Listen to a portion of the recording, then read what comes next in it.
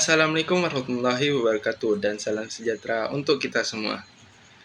Pada pembahasan kita kali ini, kita akan membahas terkait topik dengan judul Gangguan Berbahasa.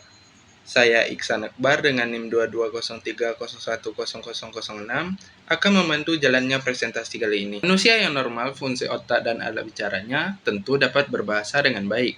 Namun, mereka yang memiliki kelainan fungsi otak dan alat bicaranya tentu mempunyai kesulitan dalam berbahasa, baik produktif maupun reseptif. Jadi, kemampuan berbahasanya terganggu. Gangguan berbicara terbagi atas 3 macam. Yang pertama, gangguan mekanisme berbicara. Mekanisme berbicara adalah suatu proses produksi ucapan atau perkataan oleh kegiatan terpadu dari pita suara, lidah, otot-otot yang membentuk rongga mulut serta kerongkongan, dan paru. Maka gangguan berbicara berdasarkan mekanismenya ini dapat dirinci menjadi gangguan berbicara akibat kelainan pada paru-paru, pada pita suara, pada lidah, dan pada rongga mulut dan kerongkongan. Kemudian gangguan psikogenik. Gangguan psikogenik ini sebenarnya tidak bisa disebut sebagai gangguan berbicara. Mungkin lebih tepatnya disebut variasi cara berbicara yang normal, tetapi merupakan ungkapan dari gangguan di bidang mental. Modalitas mental yang terungkap oleh cara berbicara sebagian besar ditentukan oleh nada, intonasi, intensitas suara, lafal, dan pilihan kata. Ujaran yang berirama lancar atau tersendat-sendat dapat mencerminkan sikap mental si pembicara. Gangguan psikogenik ini antara lain sebagai berikut. Yang pertama, berbicara manja. Disebut berbicara manja karena ada kesan anak atau orang atau pelaku yang melakukannya meminta perhatian untuk dimanja. Umpamanya seperti kanak-kanak yang baru terjatuh, terluka, mendapat kecelakaan. Hal tersebut terdengar adanya perubahan cara berbicaranya. Contoh, seperti bunyi bahasa atau fonem yang dikeluarkan oleh pelaku dilafalkan sebagai bunyi C, yang pada awalnya berbunyi S. Contoh, saya sakit, jadi saya tidak suka makan. Akan diucapkan seperti saya sakit, jadi tidak suka makan. Dengan demikian, dia mengungkapkan keinginannya untuk dimanja. Gejala seperti ini kita dapati juga pada ortua pikun. Berbicara gagap. Si pembicara seringkali mengucapkan kata-kata yang tersendat-sendat, mendadak berhenti, lalu mengulangi suku kata pertama, kata berikutnya, dan setelah itu berhasil mengucapkan kata-kata itu menjadi sebuah kalimat yang telah terselesaikan. Seringkali si pembicara tidak berhasil mengucapkan suku kata awal, hanya dengan susah payah berhasil mengucapkan konsonan atau vokal awalnya saja. Kemudian dia memilih kata lain dan berhasil menyelesaikan kalimat tersebut meskipun dengan susah payah juga. Berbicara kemayu. Menurut Siddhartha tahun 1989 berkaitan dengan perangai kewanitaan yang berlebihan, seorang pria memiliki sifat atau bertingkah laku kemayu jelas memiliki gambaran yang dimaksudkan oleh istilah tersebut. Kemayu dicirikan oleh gerak bibir dan lidah yang menarik perhatian dan lafal yang dilakukan secara ekstra menonjol atau ekstra gemulai dan ekstra memanjang. Meskipun berbicara seperti ini bukan suatu gangguan ekspresi bahasa, tetapi dapat dipandang sebagai sindrom fonologik, gangguan berpikir. Dalam sosiolinguistik, ada dikatakan bahwa setiap orang mempunyai kecenderungan untuk menggunakan perkataan-perkataan yang disukainya, sehingga corak bahasanya adalah khas bagi dirinya. Hal ini dalam sosiolinguistik disebut idolek atau ragam bahasa perseorangan. Dalam memilih dan menggunakan unsur leksikal, sintaksis, dan semantik tertentu, seseorang mengisyaratkan afeksi dan nilai pribadinya pada kata-kata dalam kalimat yang dibuat. Hal ini berarti setiap orang memproyeksikan kepribadiannya pada gaya bahasanya. Lalu, kalau diingat bahwa ekspresi verbal merupakan pengutaraan isi pikiran, maka yang tersirat dalam gaya bahasa tentu bahasa isi pikiran yang terganggu. Gangguan ekspresi verbal akibat dari gangguan pikiran dapat berupa hal-hal berikut. Kepikunan merupakan penurunan fungsi memori atau daya ingat dan daya pikir lainnya yang dari hari ke hari semakin memburuk.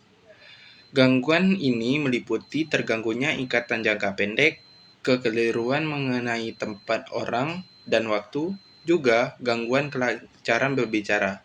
Penyebab pikun ini antara lain karena terganggunya fungsi otak dalam jumlah besar, termasuk menurunnya jumlah zat-zat kimia dalam otak.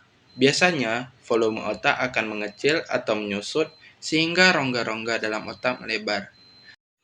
Schizofrenik. Schizofrenik adalah gangguan berbahasa akibat gangguan berpikir.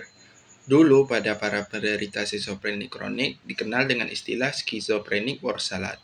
Pada penderita ini dapat mengucapkan word salad dengan benar dan lancar, dengan volume yang cukup ataupun lemah sekali. Curah verbalnya penuh dengan kata-kata neologisme. Irama serta intonasinya menghasilkan curah verbal yang melodis. Seorang penderita skizofrenia dapat berbicara terus-menerus. Ocehannya hanya merupakan ulangan curah verbal semula dengan tambahan sedikit-sedikit atau dikurangi beberapa kalimat. Bahasa skizofrenia dapat dibedakan menjadi beberapa tahap menurut berbagai kriteria. Yang utama adalah diferensiasi dalam gaya bahasa, skizofrenia halusinasi, dan pasca halusinasi. Yang terakhir, depresif. Orang yang tertekan jiwanya memproyeksikan penderitanya pada gaya bahasa dan makna curah verbalnya. Volume curah verbalnya lemah lembut dan kelancaran terputus-putus intervalnya yang cukup panjang. Namun, arah arus isi pikirannya tidak terganggu. Kelancaran berbicaranya terputus oleh tarikan nafas dalam serta pelepasan nafas keluar yang panjang. Curah verbal yang depresif dicoraki oleh topik yang menyedihkan, menyalahi, mengutuki diri sendiri, kehilangan gairah bekerja, gairah hidup, dan tidak mampu menikmati kehidupan, malah cenderung mengakhirinya. Yang terakhir, gangguan lingkungan sosial. Contohnya seperti seorang anak manusia yang aspek biologis bahasanya normal dari lingkungan kehidupan manusia, namun terasingkan karena diperlakukan sebagai eksperimen, seperti maraknya sekarang bullying, seperti itu. Bisa juga karena hidup bukan di lingkungan manusia, melainkan dipelihara oleh binatang, seperti contoh kasusnya kasus Kamala dan Molly yang dipelihara oleh binatang serigala. Contoh kasusnya gangguan lingkungan sosial lainnya adalah contoh anak tuli. Anak tuli itu hidup di masyarakat manusia, tapi terasing dari kontak bahasa. Dia juga tidak dapat mendengar ujaran manusia, beda dengan anak yang pada umumnya. Jadi, anak tuli ini merasa dirugikan karena ia sendiri tidak bisa mendengar suara sendiri maupun suara orang lain. Suaranya sendiri hanya bisa dirasakan sebagai gerak-gerak urat dan otot daging mulut. Suara anak tuli tidak seberapa kuat jika dibandingkan dengan suara anak yang tidak tuli atau anak yang normal. Suara-suara anak tuli lekas sekali berhenti, meskipun dia mampu merasakan gerakan mulutnya, suara-suaranya waktu sedang mengeluarkan suara itu. Anak tuli merasakan gerak mulutnya karena adanya getaran organ pembentuk suara atau dia melihat gerak mulut orang lain dan menirunya. Pada anak tuli tidak ada cukup motivasi agar suara-suaranya bisa berkembang. Hal ini berbeda dengan anak normal yang tidak tuli. Dia dapat mengeluarkan suaranya, tetapi kalau anak tuli, dia tidak pernah dapat mendengar suaranya atau perkataan orang lain di sekelilingnya. Padahal suara orang yang dari sekeliling sangat berperan dalam mengembangkan kemampuan berbahasa. Namun, tanpa mendengar suara atau berbahasa dari orang sekeliling, tidak mungkin kemampuan berbahasa dapat berkembang. Jadi, dapat disimpulkan bahwa gangguan berbahasa adalah kondisi di mana seseorang mengalami kesulitan dalam memahami atau menghasilkan bahasa yang sesuai dengan usianya. Secara keseluruhan, gangguan berbahasa memerlukan pemahaman mendalam dan pendekatan holistik untuk penanganannya, yang mencakup aspek medis, pendidikan, dan dukungan psikososial. Saya Iksan Akbar, sekian yang dapat saya sampaikan, terlebih dan kurang saya mohon maaf. Saya akhiri dengan wabillahi taufik walhidayah. Wassalamualaikum warahmatullahi wabarakatuh. Terima kasih.